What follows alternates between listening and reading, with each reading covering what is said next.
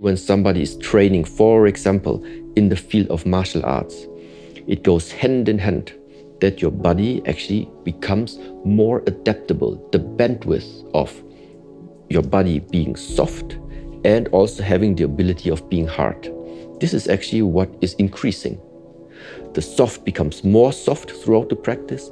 The hard becomes more hard throughout the practice. So that means the bandwidth of what your body is able to cope with, it becomes bigger and bigger. Today, I sit down with the headmaster of the Shaolin Temple Europe, Master Shi Heng Yi, and we talk about bone hardening and how you can harden your bones for physical benefit, and how the monks and the Shaolin masters around the world have done it throughout history. Master Shi Heng Yi actually demonstrated this to me, and it's very, very interesting. So make sure you hang around throughout the full video. Today's video was sponsored by Huel, a quick, affordable, nutritionally complete source of food with everything that your body needs. Use code 10 Mulligan with the link down below for $10 or £10 off your order. Let's dive into the video with Master Shi Heng Yi.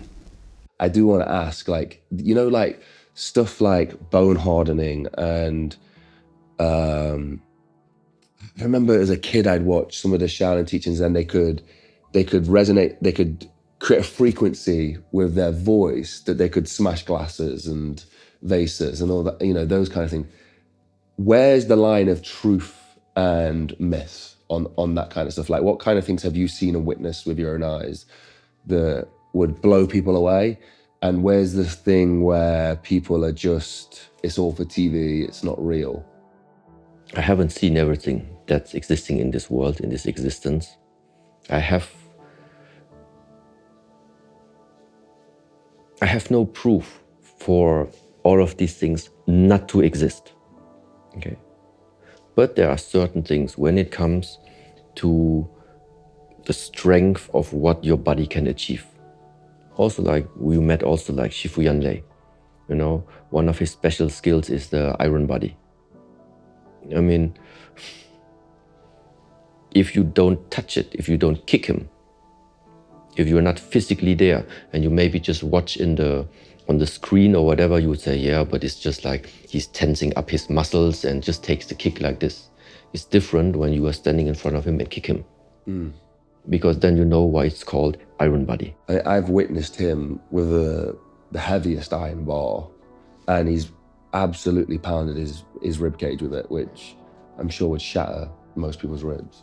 Then sometimes also no touch things. This is like maybe an area, especially in the field of martial arts, meaning people being moved without seeing that there's a physical touch. Okay? So people assume, let's say in a way, well, either it is fake or it is whatever. It depends on how sensitive a person is.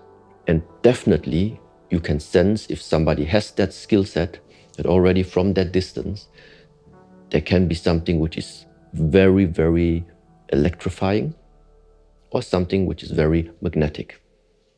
So there are people out there that can express very much, and let's say an energy, an aura around them, which is pushing you away from them.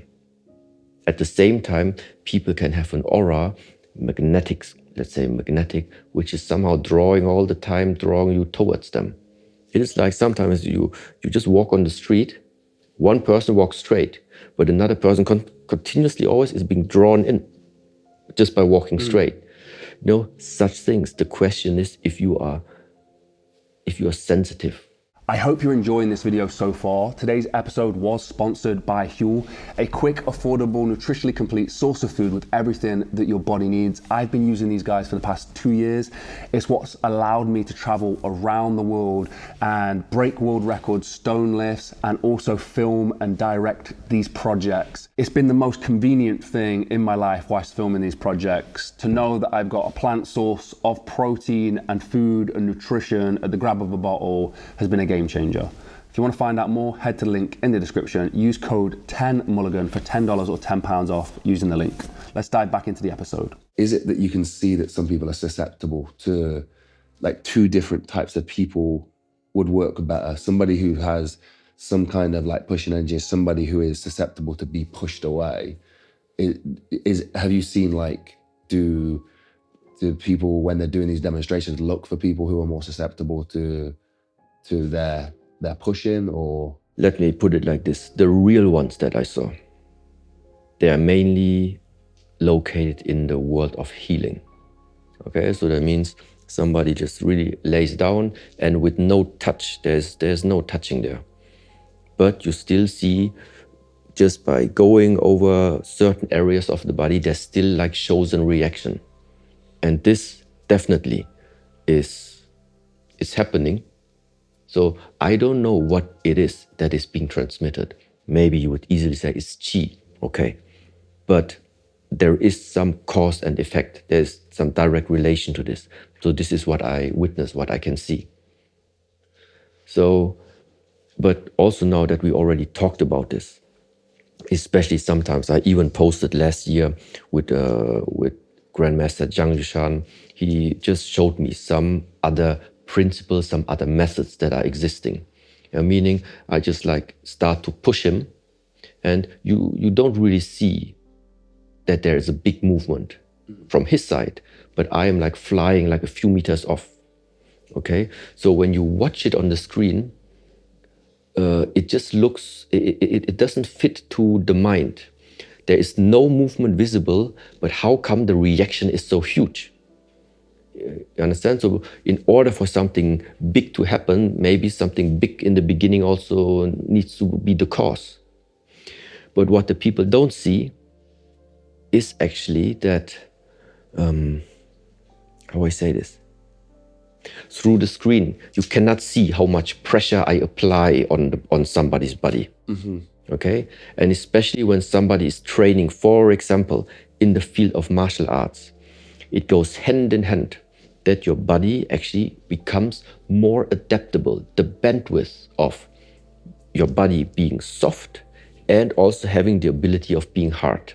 This is actually what is increasing. The soft becomes more soft throughout the practice. The hard becomes more hard throughout the practice. So that means the bandwidth of what your body is able to cope with, it becomes bigger and bigger. So that means you are almost like a foam, like SpongeBob. Yeah. So that means you can squeeze SpongeBob really, really small, and when you take the hands off, then boom. So there is something about elasticity. I've seen the videos that you're talking about, and the reason that I have, when we came the second time, I can't remember, we did some kind of thing, and a lot of the force comes from yourself as well, like, but they managed to push it back into you. So it's kind of like I without being there to feel it and see what is happening on video, on screen or whatever, you can't really get a feel for what it feels like to have all the force you're putting into somebody return back to you and some more. It does feel completely different. I think, but there is that. Because there is I guess there are people online who do fake it. I know you wouldn't call people out or be able to provide any evidence. Neither would I, to be fair, to be able to provide any evidence. But no, just grab, just like here, hold the hand. Look, like this. I'm telling you right now. Yeah. This arm is empty. Okay, you sense how it is. Yeah. Now it's different. I felt like a completely different transition. Yeah. Now it's gone. Now it's dead. Yeah. The more far now the cameras are off, they see nothing. I don't move my arm, I do nothing. Yeah. I mean, it feels quite surreal, yeah. But no one will get that. No one will get the difference to that. It's like, it's like, this is a terrible example of what it's like, but it's like boiled spaghetti turning into hard spaghetti.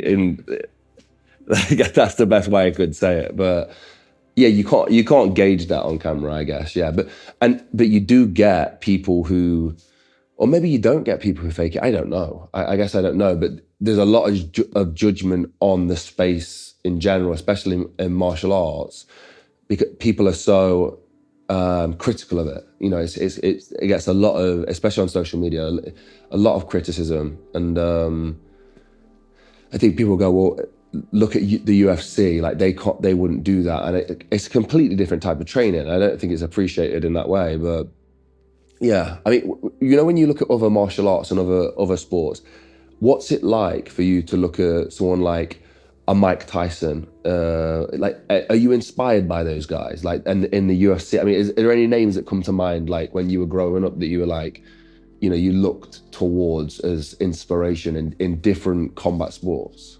So certainly I can name them. Mike Tyson, certainly, Tyson. 100%. Yeah. Burkau. Yes.